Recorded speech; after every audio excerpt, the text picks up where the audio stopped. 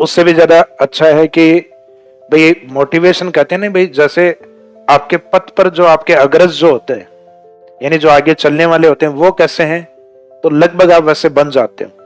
तो यहाँ आपको मोटिवेट करने वाले नंबर ऑफ स्टूडेंट इतने हैं, तो आपको लगता है जब ये व्यक्ति इस स्टेटस से उठ के यहाँ तक आ गया, 10वीं में फेल होके यहाँ पहुंच गया, 12वीं में फेल होके यहाँ पहुंच गया, तो मैं तो फिर भी ठीक ठाक हूँ, मेरे तो 60% थे, मेरे तो 55 थे, फेल तो नहीं था कम से कम।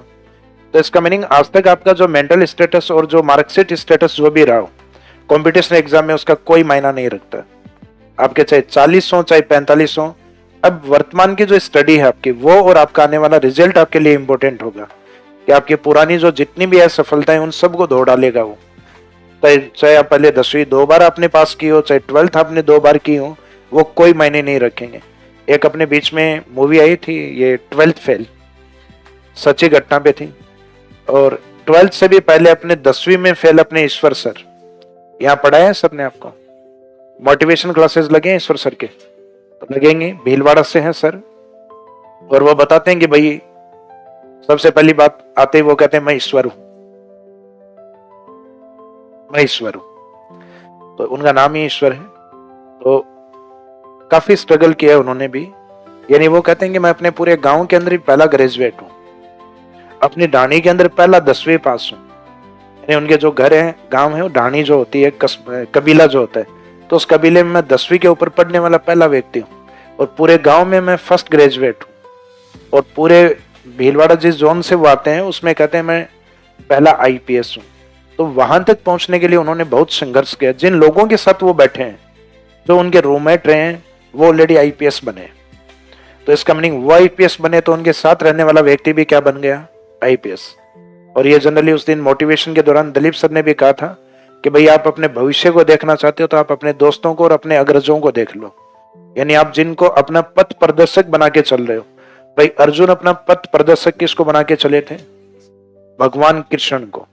तो भगवान कृष्ण ने उनके नया पार लगा दी। भाई कितने तो कौरव थे और पांडव मात्र संख्या में भी कम थे, सेनाएं भी उनके काफी छोटी थी, लेकिन फिर भी उस महाभारत के युद्ध में विजय किसके हुई, क्यों, क्योंकि उनके पास जो मोटिवेटर जो था और उनका जो गाइड करने वाला था वो व्यक्ति ऐसा था।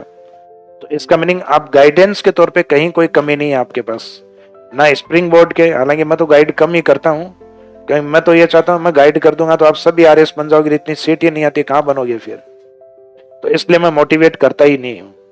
तो मैं ये कहता हूँ हमेशा कि सेल्फ डेडिकेट हुआ कर। तो वो कहते हैं कि भाई कई बार ये होता है ना कि लाइब्रेरी के अंदर, लाइब्रेरी में भी अलग अलग लोगों के जो है ना टारगेट अलग अलग होते हैं। वो टारगेट बना के अगर आप जो आप सही पकड़े हो, तो कईयों के टारगेट तो वो होते हैं कि जीवन में मेरे 2 आ गए हैं, 3 आ गए हैं, 4 आ गए हैं, तो जब तक मैं सचिन की तरफ 50 नहीं मार दूं मैं नहीं रुकने वाला। तो कईयों के तो वो सिर्फ वो नंबर ऑफ रिलेशनशिप काउंटिंग में रहते हैं, तो आप उस चक्कर में मत रहो। वो जयपुर में रहते हुए ऑफर भी खूब आएंगे, लेकिन ये धीरे धीरे बाद में पछतावा, रिग्रेट बाद में होता है, और इंसान को बाद में ही होता है। तो ये जीवन में अगर पढ़ते हुए ऐसे रिग्रेट आए तो सहन कर लो, लेकिन पढ़ाई भी नहीं कर रहे और बाद में ऐसे रिग्रेट आए तो बाद में एक दिन आप इतने मायूस हो जाओगे। हमने बहुत सारे लोगों को देखा है, और हम ये बातें इसलिए बता रहे हैं कि हम लोगों ने आप लोगों के जीवन को लगभग अब से 18-20 साल पहले जी लिया है। क्योंकि ये जीवन जो अभी आप लोगों की उम्र यही होगी, सही एवरेज 18-20 साल के होंगे आप लोग, तो ये उम्र हमारी अब से 20 साल पहले थी। तो इसका मीनिंग अब हम आ गए लगभग 38-40 के आसपास। तो ये अनुभव हमारे पास इसलिए है क्योंकि हमने भी जयपुर को देखा है। लगभग जितनी भी फैकल्टीज हैं वो लगभग जयपुर में रही हुई हैं, अब भी जयपुर में रह रहे हैं। तो इन चीजों से थोड़ा सा अपने आप को सेल्फ डेडिकेट रखो।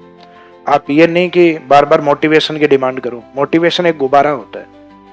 मैं मोटिवेशन को एक हवा मानता हूँ जो आप पंप करके एक व्यक्ति को हम बुला के और घंटे भर ऐसी जोशीली बातें करके, जिसमें आप यहाँ से निकलोगे, जाके अपनी टेबल को साफ करोगे, सारी किताबें अंदर, सिर्फ टेबल पे 2 किताबें, आपका एक टाइम टेबल तुरंत बन जाएगा आधे घंटे में, और अगले 3 दिन बाद में फेल। ये सबसे पहली शाबाशी तो आप स्वयं को दो। क्यों? क्योंकि आप रेगुलर रहे थे, आपने अपनी निरंतरता को बनाए रखा था। तो आपकी जो कंसिस्टेंसी जो है, निरंतरता जो है, वो सिलेक्शन का पहला रीजन होती है। उसके बाद में सेकंड मॉरल सपोर्ट होता है घर वालों का। क्योंकि कई बार क्या होता है, घर वाले भी साथ नहीं दे रहे होते हैं, तो आपकी निरंतरता कंटिन्यूस है तो आप सेलेक्ट हो जाओगे।